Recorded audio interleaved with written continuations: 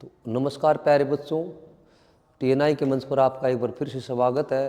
पिछली की वीडियो जो है उसमें हमने आदिकाल से शुरू किया था। उसमें आदिकाल की समय सीमा, आदिकाल का नामकरण तथा हिंदी के प्रथम कवि जो आदिकाल से हैं जिनको माना जाता है उन पर चर्चा की थी। आज की इस वीडियो में हम आदिकाल की पहले प्रवृत्तियाँ करेंगे, अर्थात आदिकाल में जो साहित्य रचा गया उसमें कौन कौन सी विशेषताएं या प्रवृत्तियां पाई जाती हैं। अक्सर यहाँ से कई बार पेपर में पूछ लिया जाता है तर्क दे के कि कौन सी प्रवृत्ति आदिकाल की नहीं है या आदिकाल की मुख्य प्रवृत्तियां कौन सी हैं। इस तरह के क्वेश्चन आते हैं, तो देख लेते हैं पर आदिकाल की कौन कौन सी प्रवृत्तियाँ थी। बारी बारी इन पर अध्ययन करते हुए आगे बढ़ेंगे। तो भी सबसे पहले आदिकाल की जो साहित्यिक प्रवृत्तियाँ थी, और साहित्यिक जो शब्द है इसका मतलब है आदिकाल में जो साहित्य रचा गया, आदिकाल में जो साहित्य रचा गया उसकी कौन कौन सी विशेषताएं थी। प्रवृत्ति शब्द का मतलब होता विशेषताएं। कहने का मतलब ये है कि आदिकाल में जो साहित्य रचा गया था उसमें ज़्यादातर किस प्रकार की रचनाएं देखने को मिली, किस प्रकार की भाषा थी, किस छंदों का प्रयोग किया गया, और उसमें जो समाज से जो विशेषताएं ली वो कौन सी थी। तो भी पहली जो विशेषता है, जैसे आदिकाल के अंतर्गत अनेक तरह की विशेषताएं एवं साहित्यिक प्रवृत्तियां देखने को मिलती हैं। इस काल की साहित्यिक प्रवृत्तियों को मुख्य रूप से राष्ट्र साहित्य की प्रवृत्तियां, इस काल में जितनी भी रचनाएं रची गई हैं उनकी अगर प्रवृत्तियों की बात करते हैं तो ज़्यादातर राष्ट्र काव्यों की जो प्रवृत्तियां हैं उन्हीं को मेन माना जाता है। तो वहीं से प्रवृत्तियां जितने विद्वान हुए हैं उन्हीं को आदिकाल की मुख्य प्रवृत्तियां मानते हैं। तो भी सबसे पहले अगर बात आती है तो युद्धों का सजीव चित्रण। युद्धों का सजीव चित्रण इस युग की प्रमुख प्रवृत्ति रही है। पहले पर है भी युद्धों का सजीव चित्रण। तो युद्धों का सजीव चित्रण है क्या, या युद्धों की सजीवता। देखिए इस समय में जितने भी ग्रंथ रचे गए हैं, खासकर रासो काव्यों की अगर हम बात करते हैं तो ज़्यादातर वीर रस पर है, चाहे पृथ्वीराज रासो हो चाहे भी आल्हाखंड हो। तो जितने भी रचे गए हैं ज़्यादातर उनमें वीर रस की अधिकता दिखाई देती है। वीर रस के साथ साथ थोड़ा बहुत श्रृंगार रस आ जाता है, लेकिन वीर रस ऐसा लगता है कि इन्होंने युद्धों का सजीव चित्रण किया है। ऐसा लगता है जब ये युद्धों का चित्रण करते हैं आदिकाल के कवि जिनकी भी रचनाएं हैं, तो जैसे इन्होंने अपनी आंखों से युद्ध देखा है। कई बार तो जैसे भाई अगर बात करते हैं अच्छे अच्छे कवि हुए हैं, जैसे भी चंद्रवरदाई जी उन्होंने पृथ्वीराज रासो को रचा है, तो ऐसा लगता है कि उन्होंने पृथ्वीराज चौहान के साथ साथ युद्ध में खुद भाग लिया, क्योंकि अपने आप को पृथ्वीराज का सखा भी बताते हैं। तो इस काल के कवियों ने वीर रस का भरपूर प्रयोग किया अपनी रचनाओं में, युद्धों का सजीव चित्रण किया है। अगली है वो है ऐतिहासिकता का भाव। तो भी ऐतिहासिकता का जो भाव है, इस काल में जितनी भी रचनाएं रची गई है उनकी ऐतिहासिकता अर्थात उनकी तथ्यता कह लो, ऐतिहासिकता कह लो या सत्यता कह लो, उस पर डाउट है, उसको संदेह की दृष्टि से देखा जाता है। क्योंकि इनके जो तथ्य हैं वो तथ्य इतिहास से मेल नहीं खाते। इतिहास का तथ्य कुछ और कह रहा है, इनका तथ्य कुछ और कह रहा है। उनमें से जो सबसे पहला जो हमारा महाकाव्य माना जाता, ग्रंथ माना जाता है, अगर पृथ्वीराज रासो को ही हम लेते हैं तो पृथ्वीराज के रासो की सबसे ज़्यादा जो प्रश्न उठता है उसको भी अर्ध प्रामाणिक भी माना गया। तो उसका प्रश्न ऐतिहासिकता पर ही उठता है कि उसके जो तथ्य हैं वो इतिहास से मेल नहीं खाते, अर्थात उस समय की जो घटनाएं हैं जो हुई वो इतिहास अलग बता रहा है और ये रचना अलग बता रही है। इसी तरह से अगर परमाल रासो की हम बात करते हैं तो परमाल रासो के जो तथ्य हैं वो भी इतिहास से मेल नहीं खाते। तो जो भी रासो ग्रंथ लिखे गए या ज़्यादातर जो ग्रंथ लिखे गए हैं उनकी ऐतिहासिकता पर संदेह होता है, इसलिए माना जाता है कि इनमें ऐतिहासिकता का अभाव था। अर्थात उस पर जो रचना की गई है उस पर जो रचनाकार है वो उचित तथ्य उचित तर्क नहीं दे पाया, जिसके कारण उस रचना को सच माना जाए या सच्ची रचना कि वो हकदार हो। अगला पॉइंट है संकुचित राष्ट्रीयता। ये सबसे मेन पॉइंट इसका। संकुचित होता है छोटा या सिकड़ा हुआ। संकुचित राष्ट्रीयता की अगर हम बात करें तो इस समय में जो रचनाएं रची गई हैं उन रचनाओं की बात करते हैं तो अपना देश छोटे छोटे राज्यों में बटा हुआ था। इन छोटे छोटे राज्यों में बटा हुआ था। तो इस समय के जो कवि हुए हैं उन राज्यों जो भी राजा थे, जिसके भी वो आश्रय में रहे, जिसके भी वो राज दरबार में रहे, उस राज दरबार से बाहर वो अपने राज्य से बाहर, उस राज दरबार से बाहर के दुनिया को दूसरा देश मानते थे। वो अपने बाहर की दुनिया को दूसरा देश मानते थे। अर्थात पूरा का पूरा ये मान के चलिएगा, ये भारत देश है, इस भारत देश को अपना एक राष्ट्र न मानकर, अपना एक राष्ट्र न मानकर, अपना एक देश न मानकर, राष्ट्र या देश न मानकर वो क्या करते थे, ये भी बस यही मेरा राज्य ही मेरा देश है। तो राष्ट्रीयता का पूर्णतः भाव रहा, पूरे देश को एक सूत्र में नहीं पिरो पाए, ये अपने राज्य की सीमाओं तक ही सीमित रहे, उन्हीं का गुणगान किया। तो ओवरऑल अगर पूरे देश की बात की जाए तो इस काल के रचनाकारों की रचनाओं में राष्ट्रीयता का भाव देखने को मिलता है। वे केवल अपने राज्य तक ही सीमित रहे, ये भी इसका एक मुख्य जो है गुण या विशेषता या प्रवृत्ति मानी जाती है। इससे अगला जो पॉइंट है, अगला पॉइंट है भाई राष्ट्रीय दाताओं की खुशी और प्रशंसा। देखिएगा, आश्चर्य जो दाता हुए हैं, अर्थात जिसके राज दरबार में वे कवि रहते थे, उन्हीं की खुशी और प्रशंसा के लिए वो रचना करते थे। ऐसा माना जाता है कि वो जनता के बारे में या देश में क्या चल रहा है, सामाजिक जो परिस्थितियां हैं वो क्या हैं, सांस्कृतिक परिस्थितियां हैं, उनके ऊपर उनकी रचना में कोई ध्यान नहीं दिया गया। वो केवल करते तो क्या करते, जिस भी आश्चर्यदाता के आश्रम में उसी का गुणगान करते। दूसरे शब्दों में कहते हैं जिसका खाना उसका गाना, अर्थात उस राजाओं की वीरता का वर्णन करते, उस राजा को पूरे देश का नायक बना देते, चाहे पृथ्वीराज चौहान हो, चाहे जो भी हो। उसके बाद क्या होता, या तो उसके विवाह का वर्णन किया जाता उसके गुणगान में, या तो उसके विवाह का वर्णन किया जाता, या किसी नायिका को प्राप्त करने के लिए उसको युद्ध के लिए तैयार किया जाता।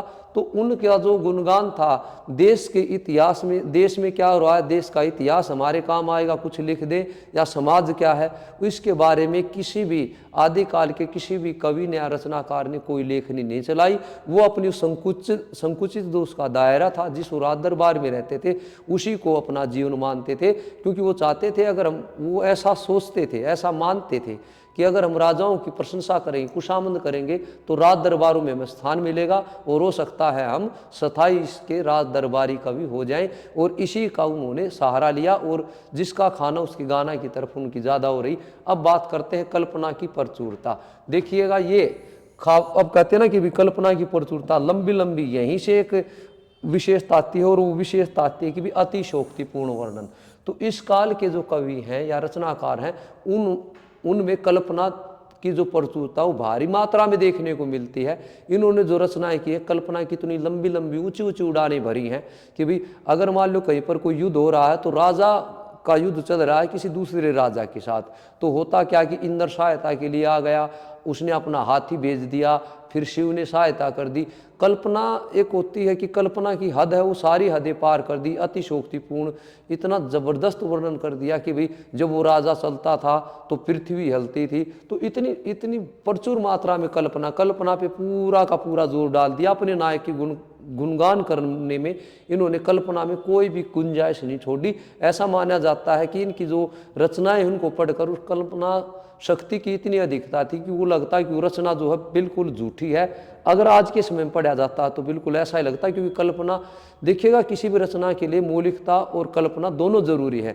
लेकिन ऐसा ना हो कि मौलिकता को छोड़कर हम कल्पना के पीछे दौड़े, तो वो फिर वो रचना झूठी सी या अप्रतीत सी दिखाई होती है। इसीलिए इस काल की रचनाओं पर प्रश्न चिन्ह लगता है कि ये रचनाएं थी भी या नहीं भी थी। इसलिए ये ज़्यादातर अप्रामाणिक या अर्ध प्रमाणिक की श्रेणी में चली जाती हैं।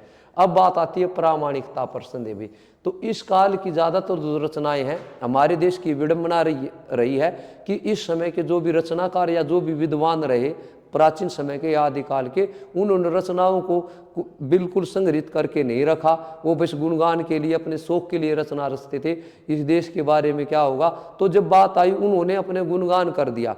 अब जैसे ये सुविधा तो थी नहीं, जैसे आज के टाइम पे फ़ोन है, इंटरनेट है, मोबाइल है, सारी सुविधाएं हैं आज, लेकिन उस टाइम पे नहीं थी।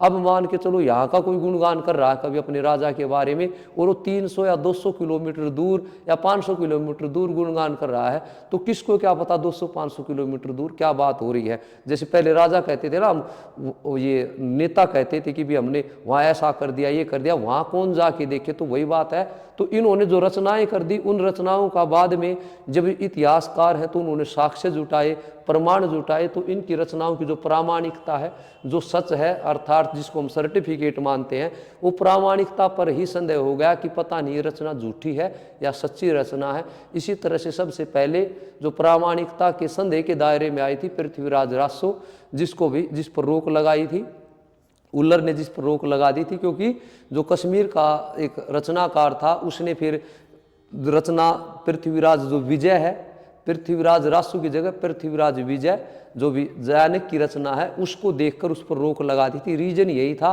कि ये जो है कल देश से, देश के इतिहास से, उसके तथ्य से कोई लेना देना नहीं था। ये केवल मनोरंजन के लिए रचना करते थे या राजा को चढ़ाने के लिए रचना करते थे। और राजा इनकी चढ़ाई इतनी ज़्यादा मानता था कि कई बार तो इनकी चढ़ाई में आके युद्ध करता, और युद्ध में जो है ना खूनों की नदियां तक बहा देते थे।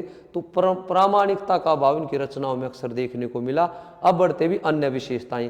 ये अन्य विशेषताएं ये थोड़ी सी हैं काम की, क्योंकि ये आ जाती भी पेपर में। उनमें से भी सबसे ज़्यादा जो काम की वो लास्ट वाला पॉइंट है, वीर और श्रृंगार रस तो है ही, क्योंकि इस समय की जो रचनाएं हैं उनमें वीर रस या वीरता परक रचनाएं देखने को मिलती हैं। लेकिन अगर हम बात करते हैं कि भी इस समय में वीर रस के साथ साथ उसका साथ निभाने श्रृंगार रस आया है। अब श्रृंगार रस की अगर हम बात करते हैं तो श्रृंगार रस में इन्होंने नायिका की सुंदरता का वर्णन किया है, या राजा को चढ़ाने के लिए अतिशोक्ति का वर्णन करने के लिए कि वो नायिका या वो राजकुमारी आपके स्थान पाने के लायक है, तो चढ़ा के उन्होंने वीर रस के लिए और ज़्यादा उतावला करने के लिए राजा को श्रृंगार रस का इन्होंने सहारा लिया है। तो आदिकाल में ज़्यादातर जो रचनाएं हैं उनमें वीर रस और श्रृंगार रस की प्रधानता देखने को मिलती है। अब इसके बाद ये अगला टॉपिक, अभी इस टॉपिक में थोड़ा दम है इस पॉइंट में, और ये पेपर में अक्सर पूछ लिया जाता है, डिंगल और पिंगल भाषा। ध्यान से देखिएगा, डिंगल और पिंगल भाषा की अगर हम बात करते हैं, डिंगल और पिंगल भाषा, तो देखिए वैसे तो आदिकाल से लेके भक्ति काल, अगर हम रीतिकाल को छोड़ दें तो हमारा हिंदी साहित्य का जो इतिहास है, कोई भी ऐसा काल नहीं रहा जिसमें एक ही भाषा में रचनाएं हुई हो। और आदिकाल में तो बहुत कुछ देखने को मिलता है भी। एक तो इनकी जो पूरी भाषा है हिंदी, कोई एक भाषा ना होके, पहले जैसे डिंगल, अब ये डिंगल भी कोई एक रूप नहीं है, इसको समझेंगे पेपर में आता है, तो इसके आगे IMP लगा लीजिएगा, पेपर में आता है। डिंगल का मतलब क्या होता है, पिंगल का मतलब क्या होता है, ये मैं बिल्कुल समझाऊंगा। इससे पहले ये देख लेते हैं कि इस समय जो रचनाएं हुई, एक तो डिंगल पिंगल भाषा रही भी, एक अगर हम बात करते हैं विद्यापति की, तो विद्यापति भी आदिकाल में भी पृथ्वीराज रासो, जो रासो काव्य है उनकी सभी की लगभग डिंगल पिंगल है। कुछ रासो ग्रंथ ऐसे हैं जैसे विजयपाल रासो, तो उसकी अपभ्रंश है। लेकिन विद्यापति की बात करते हैं तो विद्यापति की जो पदावली है वो मैथिली में रची गई है, और विद्यापति की कीर्तिलता और कीर्तिपता का जो उसकी भाषा अवट है। तो कुछ रचनाएं विद्यापति की भी संस्कृत भाषा में भी हैं। अब जैसे यहाँ प्राकृत पेंगलम की या शब्दानुशासन की हम बात करते हैं तो तीन भाषाएं हैं, प्राकृत है, अपभ्रंश है, संस्कृत है। तो कुल मिला के आदिकाल में विभिन्न भाषाओं का प्रयोग किया गया। लेकिन जैसे ही इस वीडियो के शुरू में मैंने बताया था, जो प्रवृत्तियों को जो साहित्यकार या विद्वान जो स्थान देते हैं, तो ज़्यादातर रासो जो ग्रंथ है उनकी प्रवृत्तियों को मानकर ही इनमें स्थान दिया गया है। तो भी बात करते हैं डिंगल की। डिंगल का मतलब होता है कि अपभ्रंश पहले थी ही, जिसको पुरानी हिंदी भी कहते हैं आचार्य चंद्रधर गुलेरी शर्मा। तो अपभ्रंश में अगर हम राजस्थानी का, क्योंकि ज़्यादातर जो रास काव्य हैं वो राजस्थानी बैकग्राउंड से भी, राजस्थान का है, अपभ्रंश में अगर हम राजस्थानी का मेल कर देते हैं तो वो डिंगल हो जाता है। अपभ्रंश जो भाषा थी उसमें अगर राजस्थानी मिला दी जाती है तो डिंगल हो जाता है। और अगर अपभ्रंश में हम ब्रिज मिला देते हैं, ब्रिज भाषा मिल जाती है, तो वो भाई हमारा पिंगल हो जाता है। अब देखिएगा है क्या ये, देखिएगा पिंगल, ब्रिज बोली जाती है मथुरा में बोली जाती है ब्रिज, आगरा में बोली जाती है। दोनों के दोनों जो जिले हैं, दोनों के दोनों उत्तर प्रदेश में है। तो देखिएगा यहाँ की जो भाषा है, यहाँ की जो बोली है मीठी है, क्योंकि ब्रिज में भगवान कृष्ण जी का ब्रिज में जन्म हुआ, वहीं पर उनकी लीला चली। तो ब्रज में क्या करते थे, वो मुरली बजाते थे। तो ब्रज में कृष्ण जी क्या करते थे, मुरली बजाते थे और मीठी मीठी मधुर मधुर मुरली बजाकर सबको पिंगला लेते थे। इतना स्नेह था, सब बिल्कुल ब्रजवासी कृष्ण में हो जाते थे। तो भी देखिएगा पिंगल का मतलब अब क्या हुआ, समझने के लिए ट्रिक है ये। पिंगल का मतलब क्या हुआ, पिंगल का मतलब हुआ भाई पिंगलाना। हम कह सकते हैं, कहते हैं ना जी पिंगला दिया, वैसे गया आएगा लेकिन ट्रिक के लिए पिंगलाना। अर्थात क्या है भाई, भगवान श्री कृष्ण मीठा मीठा बोल के और हमें पिंगला लेते थे। अर्थात अगर पिंगलाना, पिंगल की बात आती है तो भी अब वरंश में क्या मिलाया जाएगा, अब वरंश में मिलाया जाएगा ब्रज। पिंगल की अगर बात आती है तो अब वरंश में ब्रज, क्योंकि वहाँ मीठा मीठा बोल के पिंगला लेते। तो ब्रज भाषा जो है कृष्ण से संबंधित है, तो बेटे कृष्ण का प्रेम पूरे के पूरे विश्व में जो है वो प्रसिद्ध है। अब बात आती है राजस्थान में, अगर आप जाओगे तो राजस्थान में है क्या, राजस्थान में भी जैसे एक पशु मिलता है और उसको क्या बोलते हैं हम, मरुस्थल का जाज बोलते हैं, पशु का नाम है ऊंट। तो ऊंट के जो पैर हैं, उसकी जो डंग है ना, देखिएगा डंग, उसके जो पैर हैं वो लंबे लंबे होते हैं। तो अब वरंश में अगर हम राजस्थानी का मेल कर देते हैं तो वो डिंगल, डिंग अर्थात लंबी लंबी डिंग, डिंगल मतलब डिंग का मतलब डग कह लो या डंग कह लो या पग कह लो, या अंग्रेजी में अगर आप आओगे तो स्टेप कह लो। तो भी जो लंबे लंबे जो कदमों वाला या डंग वाला वो कहाँ पर मिलता है, राजस्थान में। तो भैया अब हो जाएगा डिंगल की अगर हम बात करते तो डिंगल किसका मेल है, अपभ्रंश और राजस्थानी का। पिंगल किसका मेल है, अपभ्रंश और ब्रिज का। ये चीजें हमें पेपर में काम आई, क्योंकि वो पूछेगा अपभ्रंश से आप क्या, पिंगल से आप क्या समझते हैं, डिंगल से आप क्या समझते हैं। अगर ये ट्रिक का प्रयोग करते हुए हम आगे बढ़ेंगे तो शायद आपको पेपर में डेफिनेट मदद मिलेगी। अब आगे बढ़ते हैं कि इस समय जो छंदों का जो वर्णन हुआ, तो छंद देखिएगा मैंने यहाँ पर नोट भी किए हैं कि भी एक छंद में नहीं, दो छंद में नहीं, बहुत सारे छंदों का प्रयोग किया है। क्योंकि अगर हम अकेले पृथ्वीराज रासों की बात करते हैं तो पृथ्वीराज रासों में 68 प्रकार के छंदों का प्रयोग किया गया है। पृथ्वीराज रासों में कुल कितने सर्ग हैं, क्योंकि पृथ्वीराज रासों में सर्गों को समय नाम दिया है। तो पृथ्वीराज रासों में देखिएगा कुल मिला के 69 सर्ग हैं, लेकिन अगर छंद पूछे तो 68 प्रकार के, 68 छंद नहीं है भाई, टोटल जो छंद हैं वो तो 27,303 हैं। लेकिन यहाँ पूछा है कि कितने, 27,303 छंद हैं पृथ्वीराज रासों में, लेकिन यहाँ वो नहीं पूछा है भाई कि भाई कितने छंद हैं। वो पूछ रहा है आपसे 303 आएगा भाई, 27,303। वो पूछ रहा आपसे कि भाई कितने प्रकार के, तो जो 68 है ये 68 टाइप है भाई, 68 छंद नहीं है, 68 प्रकार के छंदों का। इसलिए पृथ्वीराज रासों को छंदों का अजायब घर कहा जाता है। चंद्रवरदाई ने इसमें 68 प्रकार के छंदों का प्रयोग किया है। वैसे छंदों का अजायब घर दो रचनाओं को माना जाता है, एक तो पृथ्वीराज रासों और दूसरा है भाई केशवदास की रामचंद्रिका। तो अब एक नहीं दो नहीं, तो विभिन्न छंदों में रचना हुई। जैसे देखो 68 प्रकार के छंदों का प्रयोग हुआ। जैसे भी दो आ है, गाथा है, तोमर है, तोटक है, रोला है, उलाला है, कुंडलिया है। तो इस तरह से कोई एक नहीं दो नहीं, लगभग ये मान के चलो 100 प्रकार के छंदों का प्रयोग इस समय की रचनाओं में देखने को मिलता है। ये है भाई प्रवृत्ति आपकी आदिकाल की ज़्यादातर पूछी जाती हैं। तो अगर पेपर में यहाँ से आ जाता है तो हमें गलत नहीं करना। अब देखिएगा यहाँ से शुरू होता है आदिकाल की। अगर हम बात करते हैं कि भी आदिकाल में क्या क्या रचनाएं हुई, ये अगर हम अध्ययन कर रहे हैं, अगर हम पढ़ाई कर रहे हैं, तो किसी भी चीज़ को पहले ये देखिएगा उसकी समयावधि कितनी है, उसके बाद उसका नाम क्या है, या उस किस समयावधि को हम किस नाम से जानते हैं। अब जो मेन बात है जो पेपर में पूछी जाती है कि भी आदिकाल में कई बार तो ये आ जाता है कि इनको कर्म से लगाइए, आदिकाल के कवियों को कर्म से लगाइए या आदिकाल की रचनाओं को कर्म से लगाइए। वो तभी पता चलेगा कि आदिकाल में कौन कौन सा साहित्य रचा गया और कौन कौन से कवि किस किस साहित्य से संबंध रखते हैं, कि भी कौन जैन कवि है, कौन सिद्ध कवि है, कौन नाथ कवि है। तो इस तरह से पूरे के पूरे आदिकाल को अगर हम परीक्षा की दृष्टि से तैयार करते हैं, तो अगर हम ऐसे बांट के तैयार करेंगे तो अच्छा रहेगा। जो पूरा का पूरा जो आदिकाल है, इस आदिकाल में तो भी जैन साहित्य रखा गया है। एक तो ये हो जाएगी क्लास आपकी, दूसरा हो जाएगा भी सिद्ध साहित्य रचा गया है, एक क्लास ये हो जाएगी। उसके बाद हो जाएगा भी नाथ साहित्य रचा गया है, तो एक क्लास ये हो जाएगी रासो, जो रासो काव्य है तो एक क्लास ये हो जाएगी, और एक अभी विद्यापति और अमीर खुसरो दोनों की एक क्लास ही हो जाएगी। तो कुल मिला के आदिकाल ज़्यादा से ज़्यादा 5 से 6 क्लास का है। तो बिल्कुल भी ना घबराएं, लेकिन क्वेश्चन यहाँ से 7 से 8 पेपर में देखने को मिलते हैं।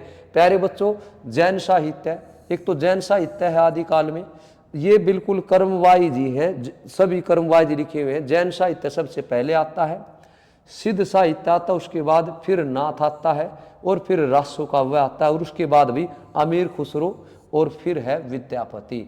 तो अगर हम बात करें जैन साहित्य में की बात करते हैं तो जैन साहित्य में ये आएगा कि जैन कौन कौन से कवि हुए हैं, किस प्रकार की रचनाएं रचते थे, कौन कौन सी रचनाएं रची गई, कौन सी भाषा थी। तो इन सभी पर, चाहे जैन साहित्य हो, चाहे सिद्ध साहित्य हो, चाहे नाथ साहित्य हो, या फिर चाहे आपकी रासो काव्य हो, या हो भाई आपके अमीर खुसरो विद्यापति, या चुटमुट जो लौकिक जो रचनाएं हुई हैं, उन लौकिक रचनाओं में जैसे ढोला मार रुदुआ है, जस अर्चंद्रिका है, ये कई रचनाएं हैं, उनको थोड़ा कर लेंगे। तो अगली वीडियो में हम करेंगे जैन साहित्य, और जैन के साथ साथ देखते हैं कितना क्या हो पाएगा। तो प्यारे बच्चों, अगर आपको ये वीडियो अच्छी लगती है, कंटेंट पसंद आता है, पढ़ाने का तरीका ठीक लगता है, तो प्लीज़ वीडियो को लाइक करना ना भूलें, शेयर करना ना भूलें, और जल्दी से चैनल को सब्सक्राइब कर लीजिएगा जिसने नहीं किया है, क्योंकि अब डेली आपको यहाँ हिंदी साहित्य की जो रचनाएं हैं या हिंदी साहित्य की जो भी सामग्री है उसका मंथन करने को मिलेगा। और एक बात ना भूलें, मंडे अर्थात 22 तारीख को श्री राम जी का जो आपका प्राण प्रतिष्ठा है, उसी दिन शाम को शुरुआत करेंगे टीजीटी पीजीटी हिंदी या फिर नेट की जो परीक्षा प्रश्न पूछे जाते हैं। डेली मैं 9 बजे लाइव सेशन लिया करूँगा, उसमें हम प्रश्नोत्तर करेंगे। जैसे भी प्रश्नोत्तर करेंगे, पूरे के पूरे साहित्य को उसमें कवर करने की कोशिश की जाएगी। आपने अगर तैयारी कर रखी है, कहीं पर भी तैयारी कर रखी है, तो वहाँ ज़रूर आइएगा, पता चलेगा कि भी आपकी तैयारी कैसी है। TNI जो चैनल है आपका, उस पर डेली मैं 9 से शुरू करूँगा ये मंथन, और बेटे मंडे टू सैटरडे रहा करेगा ये। तो बेटा लाइव सेशन वो लेना ना भूले, उस पर क्वेश्चंस की प्रैक्टिस होया करेगी। तो भी इस वीडियो में यहीं तक, आगे की वीडियो के साथ इसी क्रम को हम आगे बढ़ाएंगे। सबसे पहले जैन साहित्य पर चर्चा करेंगे। धन्यवाद। जय हिंद, जय भारत।